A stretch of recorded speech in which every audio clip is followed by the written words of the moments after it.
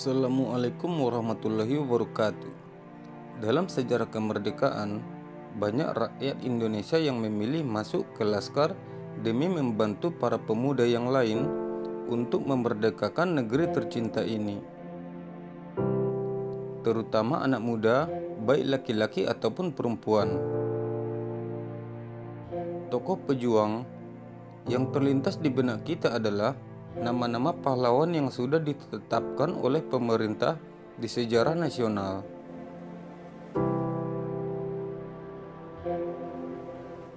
Di video kali ini, saya akan mengulas para perempuan yang ditakdirkan di garis depan pertempuran.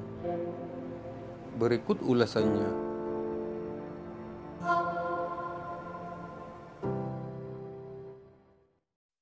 Yang pertama, Susilawati. Sosok perempuan satu ini layaknya laki-laki. Beliau kerap terlibat langsung di garis depan pertempuran.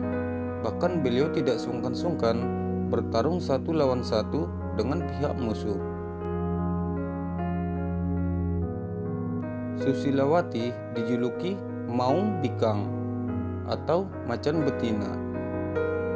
Salah satu korban macan betina ini adalah seorang perwira muda dari Kesatuan Gurkha Raffles.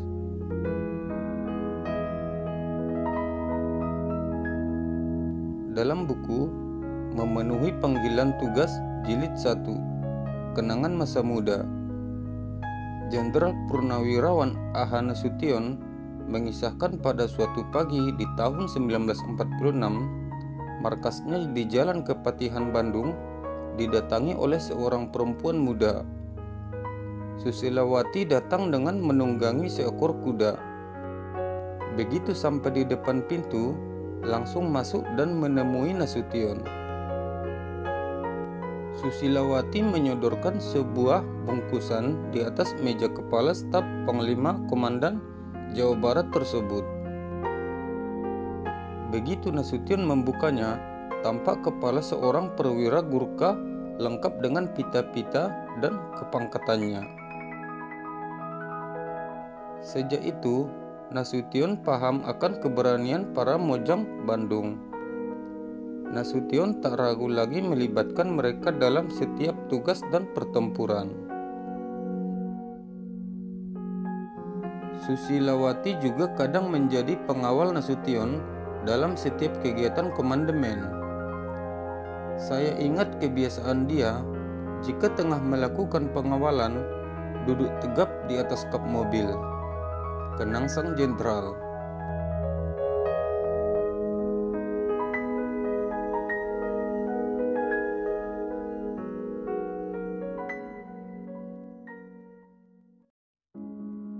Yang kedua, Masito.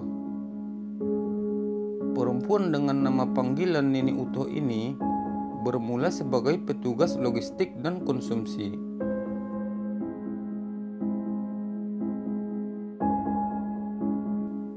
Ketika perang mempertahankan kemerdekaan berkecamuk, lambat laun tugasnya bertambah. Beliau diseludupkan ke markas tentara Belanda, wilayah Cibeber, sebagai tukang cuci pakaian, masak, dan sekaligus mengetahui situasi markas, perkembangan, serta informasi rencana yang dapat dicuri. Sesekali beliau membawa keju dan roti buat kawan-kawan yang kadang kelaparan di hutan. Nini Utoh selalu dikenang oleh anggota pasukan TNI tersebut. Hingga beberapa tahun yang lalu, namanya diajukan oleh mantan komandannya dan diterima sebagai penerima tunjangan veteran tiap bulannya.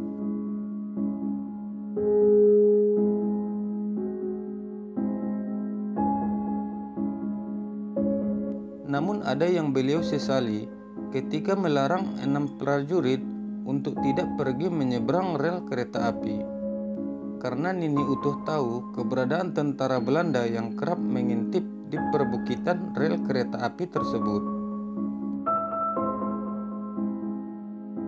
Namun dengan alasan ingin cari suasana baru dan mengobati rasa jenuh, akhirnya 6 prajurit tersebut habis dimangsa peluru senjata otomatis dari tentara Belanda.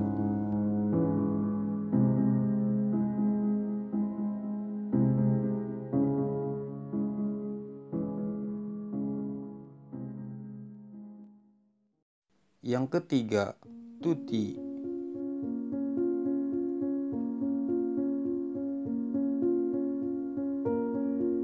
Tuti adalah anggota Laskar Jiwaringin 33 pimpinan Harun Kabir, Bogor 1946 sampai 1947.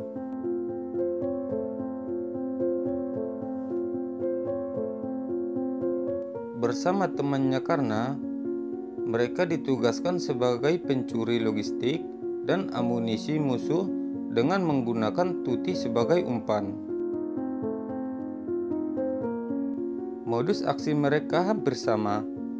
Tuti pura-pura mandi di sungai atau kolam yang terlihat dari jalan besar, hingga prajurit Belanda yang sedang berpatroli kerap tergoda untuk turun. Sedangkan temannya karena langsung menyambar senjata-senjata yang ditinggalkan di dalam jeep dan menembakkan salah satunya untuk memancing prajurit itu naik ke atas. Lantas mereka kabur.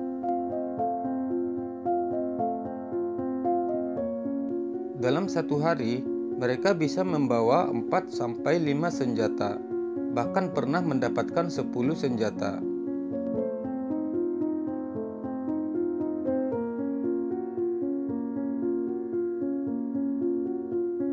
Suatu hari mereka merencanakan operasi di tepi Sungai Ciliwung dekat kebun raya. Namun aksi ini sudah diketahui oleh pihak Belanda. Untuk meloloskan diri, mereka berdua terjun ke Sungai Ciliwung yang tengah dilanda banjir. Karena sempat meraih akar-akar pohon sehingga selamat. Namun Tuti terseret arus air dan tidak bisa diselamatkan. Karena aksi-aksi mereka sudah dicium musuh karena diasingkan ke wilayah Cianjur. Di Cianjur karena bergabung dengan para gerilyawan.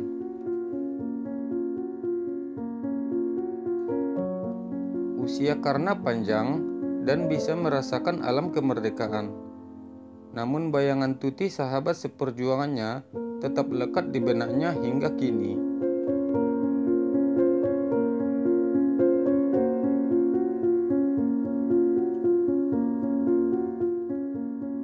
Dari kisah di atas, kita bisa menyimpulkan bahwa perempuan juga berperan penting dalam memerdekakan atau mempertahankan kemerdekaan Republik ini.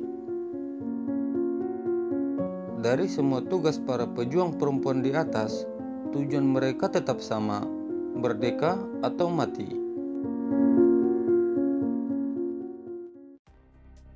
Cintailah sejarah bangsamu agar kamu lebih mencintai negerimu.